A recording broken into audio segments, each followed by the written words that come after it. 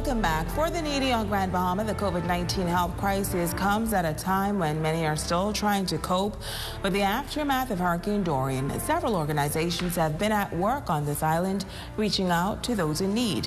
Among them, the Reach Out organization led by activist Dudley Seide. He joins us live now to talk about plans and the work to continue to assist persons in need on this island. Thank you so much for joining us today, Dudley. Yeah, thank you very much. It's humble. It's a humble experience when you hear the needs of the people in Grand Bahama. They just suffer from Hurricane Matthew, and here comes COVID-19. It took me about a month just to fast and pray and ask the Lord, you know, what direction to go in. The first thing coming is fear. Fear of the COVID-19 because you really didn't know the history on it. I was watching it on television from when it was in China, but just the fear on, I think, if you go outside, you might die, you know, those kind of fear step in. But I said, Lord, I can't sit back. So I fasted and prayed for a month, and I told my wife, I said, hey, Katie, we gotta get up. We gotta go out there and try to help the people in Grand Bahama. So after a whole month of just prayer, putting down the food, and just seeking the face of God, he said to me, you need to do a 4-week give back to our community. And when he said that to me, I was like, 4 weeks of give back. Didn't have none of the supplies. The only thing we had was several Pampers. Maybe less than 50. So I started the first give back. And when we started our first give back, when I saw the cars line up about 6 a.m., because we live at the center at this present time, I said, Katie, look out there. I said, boy, we're in trouble because we don't have that much supplies for what I see out there. So I started to pray. And I said, hey, listen, I got to go on Facebook. I have to go send out an appeal. And believe it or not, when I made that appeal, the community of Grand Bahama, what I saw was unbelievable. Folks that start dropping off Pampers, start dropping off baby supplies, and we were able to give out about 500 Pampers on that first day, baby food to the wider community. Again, we did it the second week. To give back to our community. We say, okay, we're going to do the grocery items. When I look in there, we had some of the grocery items in there. I had supplies for maybe 150. When I look again, 6 a.m. cars again. And so I made an appeal, and people start dropping the canned goods. Wow. People start calling me and say, hey, I love what you're doing, and start assisting. And we were able to get about 700 grocery items to the wider community in Grand Bahama.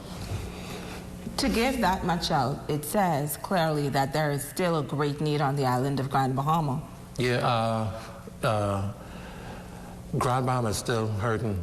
We haven't recovered from Hurricane Matthew, and here come the COVID-19. There's so many needs. When you hear the stories of an elderly lady, 72 years old, say, Dudley, I'm blind, but I don't know how I'm going to get something to eat. Wow.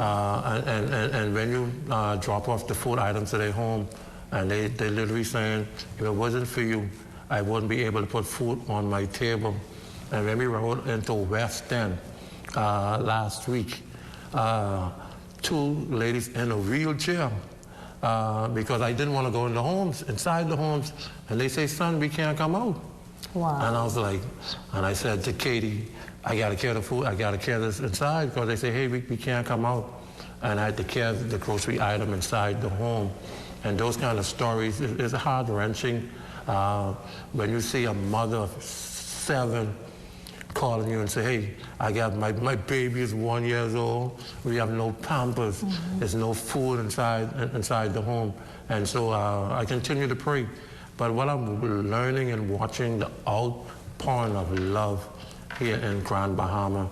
A lot of people, what they're saying is, hey, Dudley, we see what you're doing, and we're gonna assist in your effort of what you're doing here in Grand Bahama. So it means a lot. And it's amazing to see that corporate Grand Bahama, at this point, that they're standing up, because they too are going through a very difficult time. And even residents, everyday residents, who are probably giving you from the little that they have, that's commendable. I was doing this now for the past 13 years here in Grand Bahama. This is the first time that I am seeing the community effort. Normally when I do events or helping the community, people stand on the sideline and say, hey, you go ahead and do it by yourself.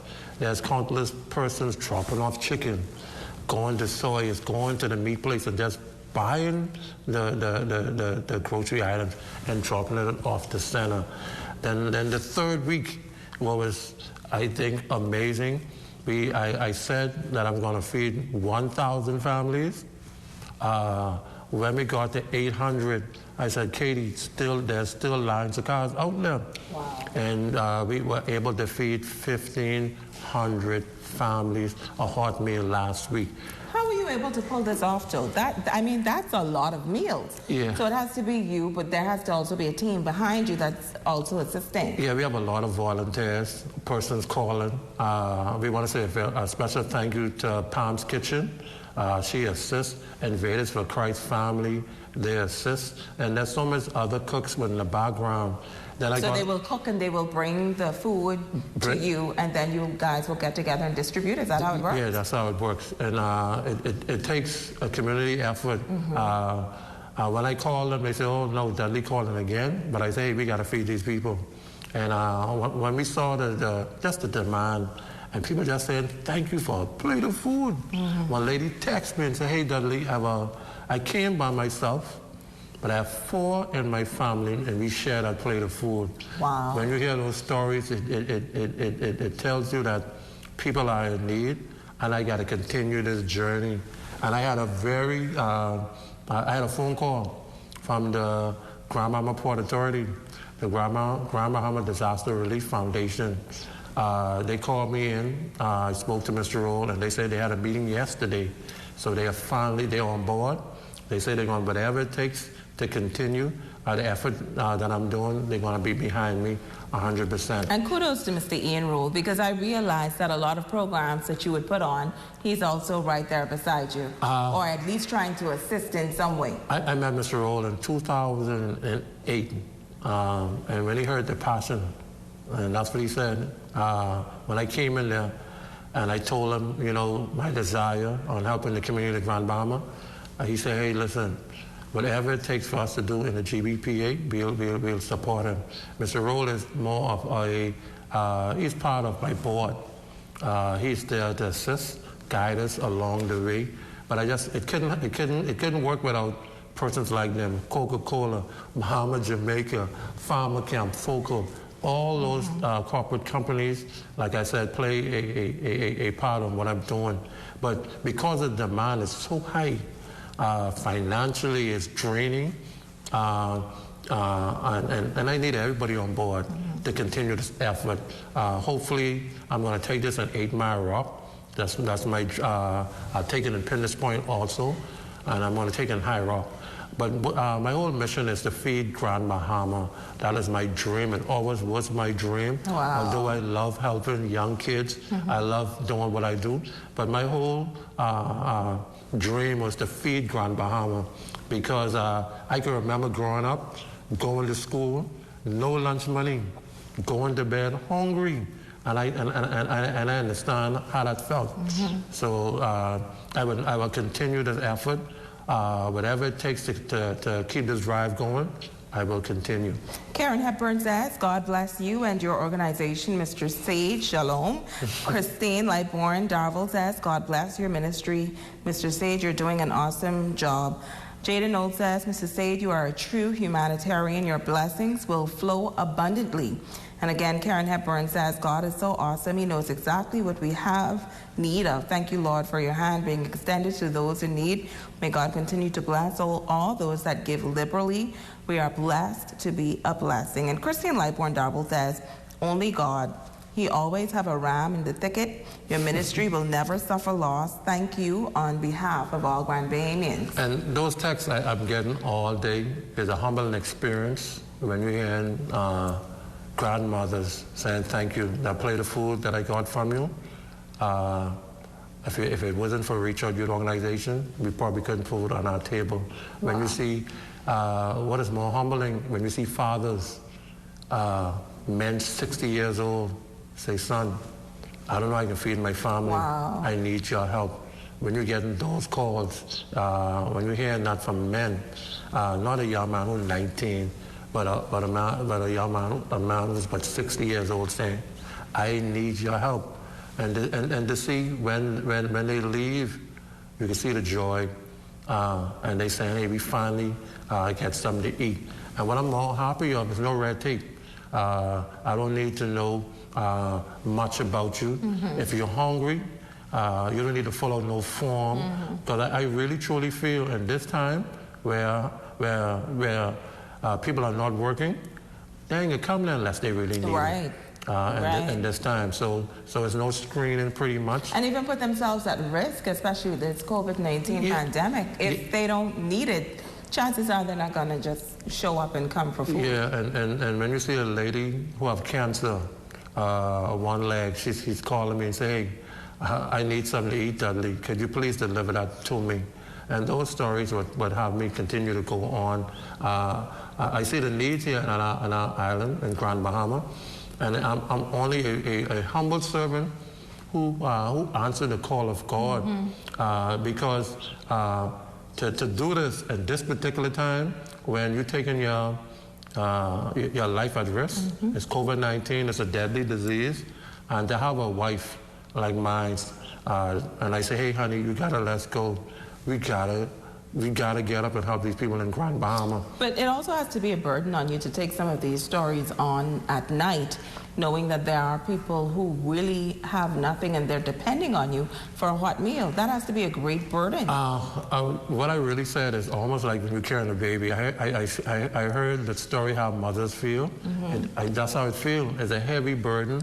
I don't sleep at night. Every 3 o'clock I'm up in prayer. 3:30, 4 o'clock I'm up in prayer. And what's so hard is if I can't help, that's the burden that I really have pretty much, when I can't help. I feel good when I know I can help someone put food on their table. But it's a heavy burden, and I thank God. I'm humble, like I said. I'm only a servant who answered the call. I know a lot of people saying where everybody else is, and that's why I ask myself, when I'm doing this right now, I understand the fear. So I just ask in the wider community of Grand Bahama, please don't criticize anybody who's not doing it, because it's a fear. The person is saying, hey, if I'm out there, I'm risking my life. Also, although they want to help, but a person is saying I'm out there risking my life. And what I've learned too, since I'm doing this, people are more afraid of, okay, if I start to do a giveaway, I won't have enough to give. Have you found yourself to be in those situations? Yeah, what happened to me because of my faith in God, I think that's what really carries. So you always have enough? Yeah, my faith in God. Wow. And God never fails me yet doing this give back to our community. And I heard all the times when they talk about the story when God fed the 5,000 with the 5 loaves and 2 fish. I think that's what I'm going to call it. You live that? I live that right now. That's what I'm going to call what I'm doing. 5 loaves of bread and 2 fish. Wow. And that's really what's going on. When we look inside the center and look at the cars, there's no way in the world we'll be able to feed all those people. And that's my faith in God. My faith has increased. I know I was a Christian before. I know I believe in God. But right now, my faith has went to another level. Because what I'm saying is I call truly a miracle, Shashina, a miracle. Because to see that every day folks come in there, over 60, 70 persons coming every day for grocery items. And I'm still able to supply them. Every day? Every day, Shashina, 50 to 60 persons calling. Hey, Mr. Seide, is anything there now? I need somebody to come. Hey, Mr. Seide, is any Pampers there? I don't have no Pampers for my child. hey, Mr. Seide, I need your help all day, every day since I started this Give Back to Our Community. Lynn Clinton says, my Lord, a one-man social service in our Grand Bahama community, absolutely amazing. Blessings. And that's what I wanted, honestly speaking. I just wanted to be a person, if someone in need, they could get help. I know social service is doing their work. I understand the Red Cross is doing their work. I understand Salvation Army is doing their work. But what I wanted to reach out youth organization to be an organization here in Grand Bahama, where if anyone has some needs, that we have funding in place, that I have grocery in place, that I have pampers and supplies in place. So when a person really and truly have needs, they don't have to turn them, I don't want to turn them away.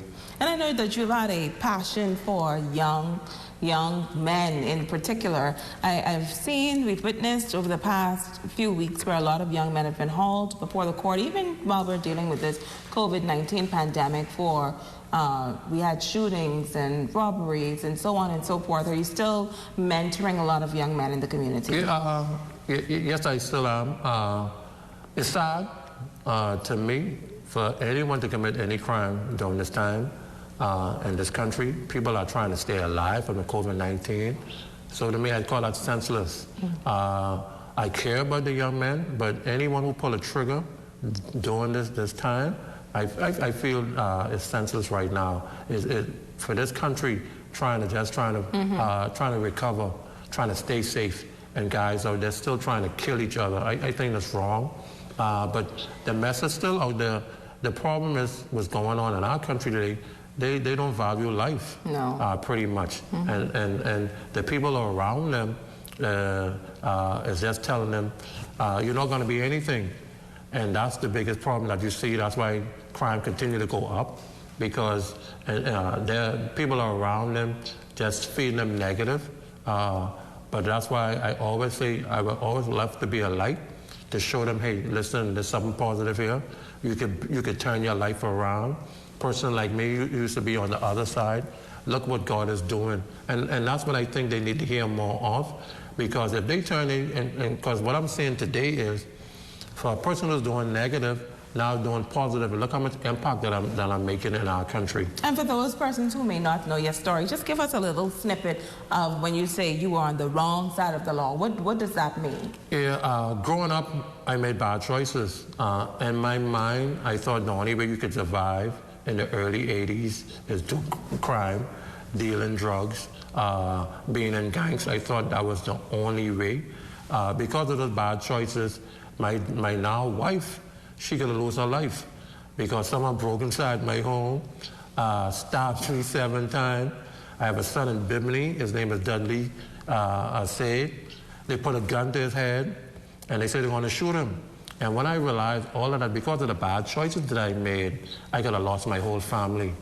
And for that, and that's what changed my life around. Because I could have lost my life and cause others lose their life. And that's what turned my life around. And I said, Lord, if you save me, just give me one chance. If you save my life, I'll turn my life around. And today, my life has turned around. How many years? That's going now on 23 years. I was supposed to get married 9 days before it happened. Wow. And because I thought it was a prank. I thought the guys came in my house to say, hey, Dudley, you think we're getting married? I thought it was a prank. And I got stabbed almost to my heart, 1 inch, jugular vein, 1 inch, and I got shot in my back, 1 inch away from me being paralyzed. And so when all my boys came and said, hey, Dudley, let's get these guys who try to kill you. And I look at all of them, I say, fellas, hey, I got a second chance in life, and I was happy. And that's why I always tell the story on revenge. I had to forgive. And because I forgave those guys, I'm at peace with what happened. I think all that happened today, and that's why I'm doing the work that I'm doing here in Grand Bahama. I think when you told the story to me before, you said even today you still see some of those guys, eh? Yeah, I still see them, and I forgive them. And I think that's the biggest thing. You have to forgive. I let that go. Only thing I said to myself, why should I waste time when God gave me a second chance? So what you see here is a living example of forgiveness. And a lot of people saying, I wonder why he's so passionate. I almost died. I almost died. And that's why I'm so passionate in what I do. And that's why anything I could do to save a young man or anybody, I will continue my work here in Grand Bahama. I love my work. I love helping people. And that's why a lot of people see the passion that I have on helping my community. And I'm advised by my producer, Natalie, that you have something special planned for essential workers and the elderly? Yeah. There's no way when I give back to the community that we could forget the essential workers. They are on the front line. This Thursday, we'll be feeding we did a count yesterday. It went up to 1,000. Wow. We'll be feeding all the policemen here on the island, all the nurses, all the grocery stores, That's awesome. Sawyers, Cartwright, Wow. BWA, all those stores, we be giving back to them. And all the gas attendants. And the reason why we did that, because they are in the front line. There's a lot of times, a lot of people don't remember them. So we decided, when we first did it, we was going to only do all the old folks home, but we're going to do all old folks here in Grand Bahama, and all the essential workers. That's customs, that's immigration. We'll be assisting all of them here. And so we went up to 1,000, but we are prepared. All our cooks are ready. All our cooks are ready. Wow. And I think they deserve it. They are in the front line every day, helping our country cope with the COVID-19. So we had to help them out. So it's a special day for us. I think feeding them is going to be a good thing, because they're working on. We're going to feed Zed and Nest. We're going to feed Freeport Mules. Wow. We're going to feed Dove. All the radio stations. That's amazing. Yes. So it's a heavy. That's a big burden. Big burden. It's up to 1,000 already. The police alone is 100. What we do is, what we want to do is touch everybody. And if people want to sow into your ministry, how do they reach out to you? Yeah, they can call me on 727-1229, or at the center is 352-1206.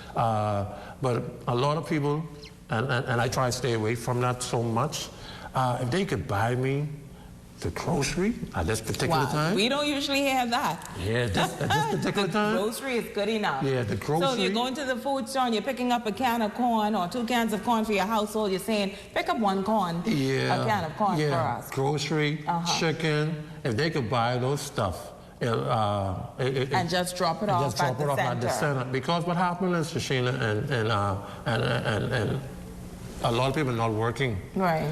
So financially, if they want to contribute, they can.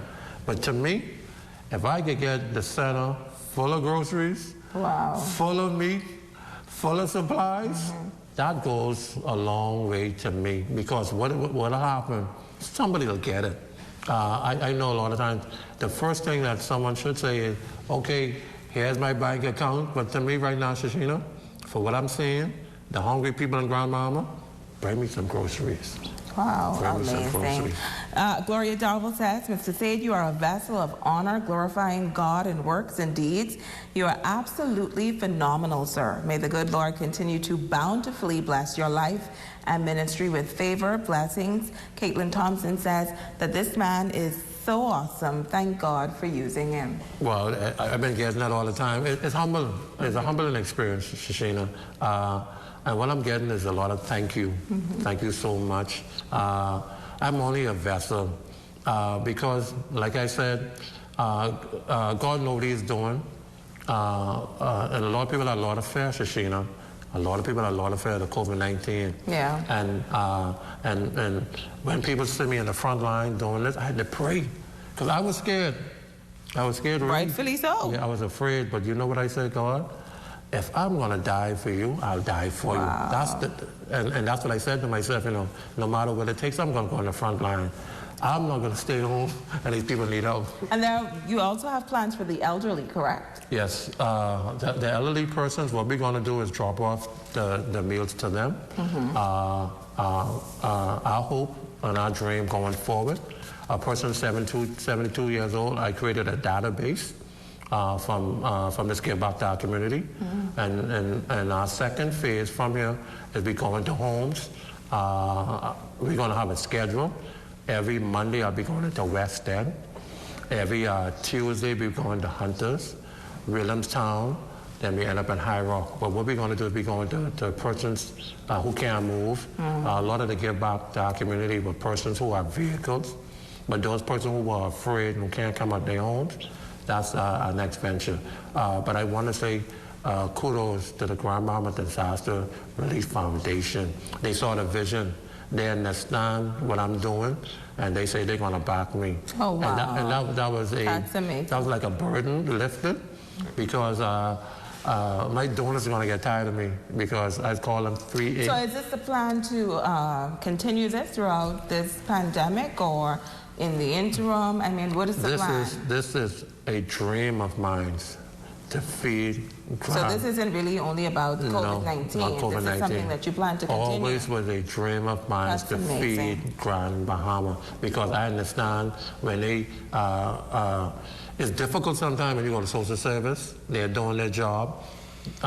It's difficult when you go to NIB. They're doing their job. But I want to be a place where when you say you're hungry and you're ready for something to eat, here's your grocery item. Here's your chicken. Here's the meal. Go put some more a meal on your table. Right. So this is something ongoing.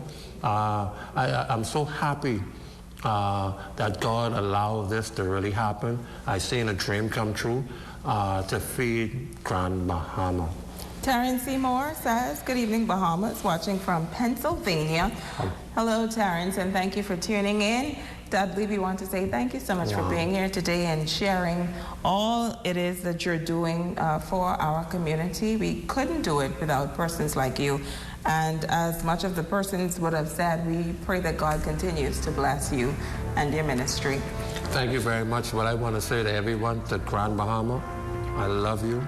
I never see this much love that I'm seeing. People are giving what they have to give to someone who don't. So I just want to say, continue to pray. I am with you, Grand Bahama. I will not stop. I will continue to feed my island. I love my community. So I just say thank you to everyone who've been a part. Thank you. And that is our show for today. Extended show, I may add. We thank you for joining us. Remember to wash your hands properly for 20 seconds or more. Use hand sanitizers. Stay away from large gatherings, social distancing, and stay at home. We will see you again tomorrow. Stay safe, Bahamas. I'm Shoshana Rolf-Farquharson. Thank you all for tuning in.